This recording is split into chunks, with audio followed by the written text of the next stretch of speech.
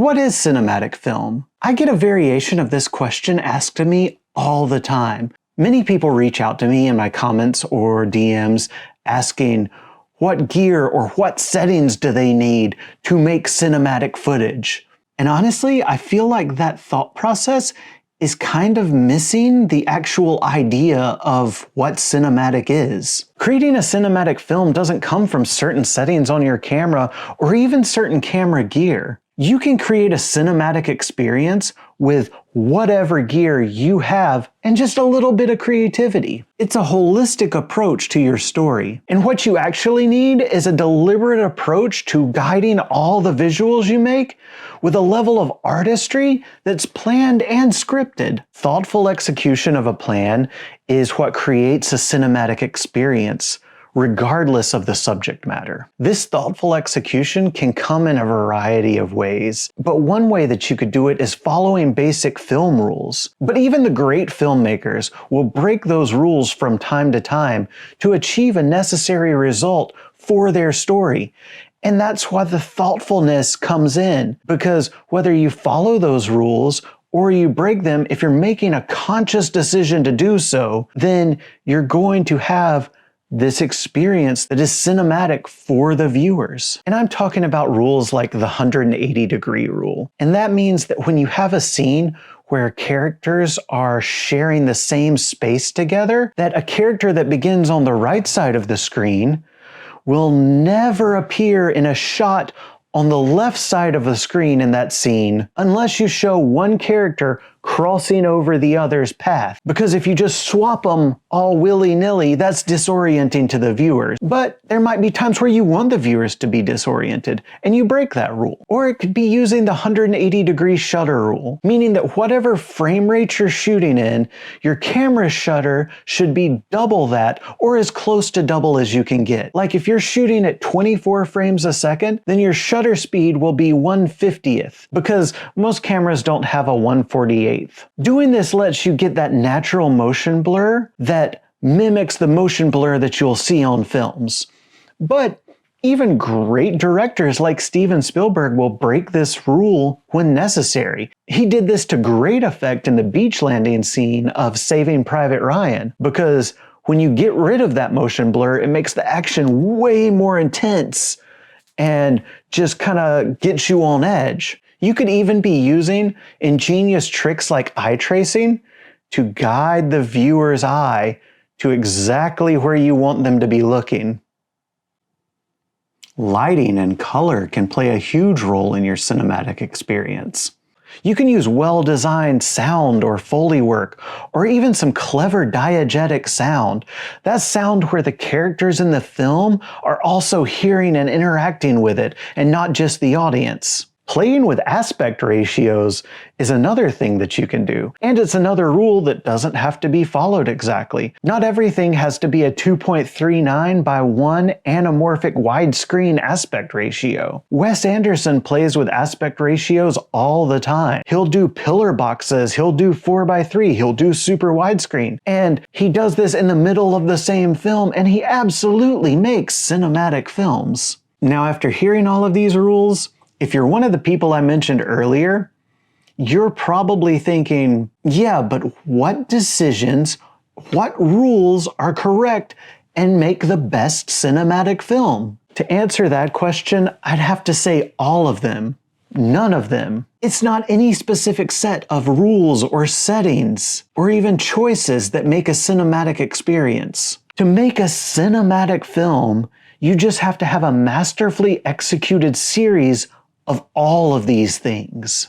And the variety of what works well is vast and it's beautiful. Blade Runner 2049, The Grand Budapest Hotel, Saving Private Ryan, Mad Max Fury Road, Godzilla -1, all of these films are cinematic masterpieces in their own rights.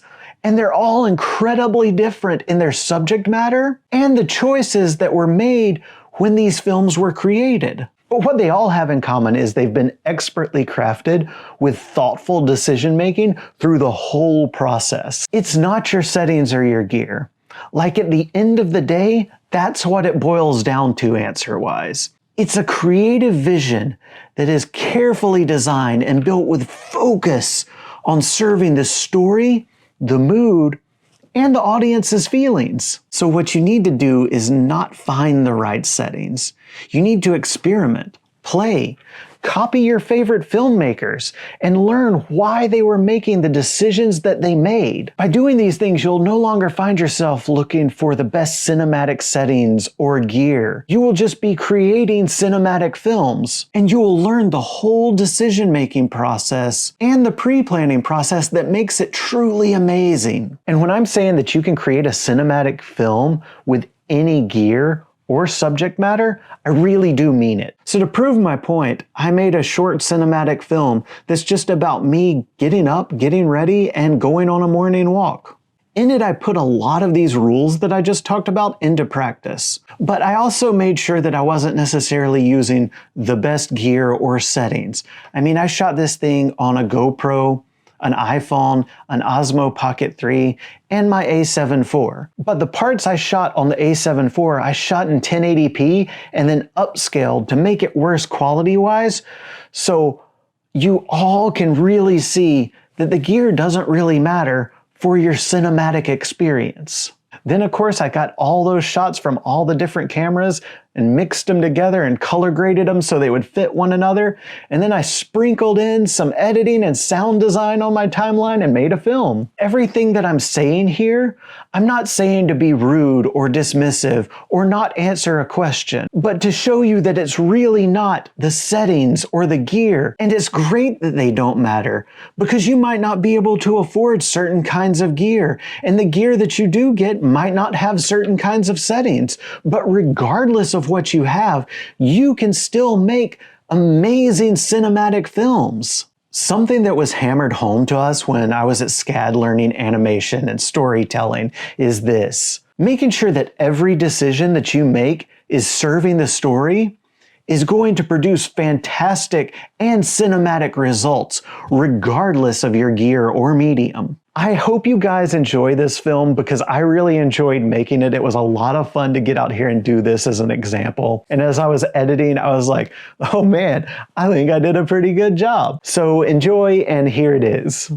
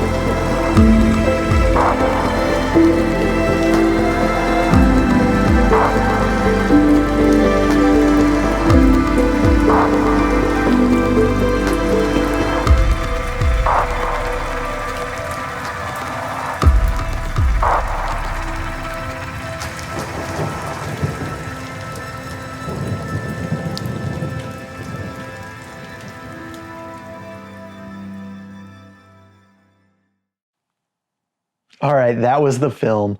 I hope you enjoyed it, and I hope you enjoyed this little educational video on how you should be thinking about your filmmaking process to make cinematic experiences and create cinematic films, because I know you all can do it with whatever you have. You just need to focus on serving the story. And if you did like this, please like and let me know in the comments, and subscribe if you haven't already. That kind of stuff really helps out me and the channel and helps it grow so that we can all just grow this community of storytellers and people that like to talk shop together. As always, I hope to see you out there. Bye. For those of you wondering, no, it's not a candle below me. It's aperture B7C that I've turned to a warm temperature and then made it flicker so that it looks like fire. It's all tricks and creativity, baby.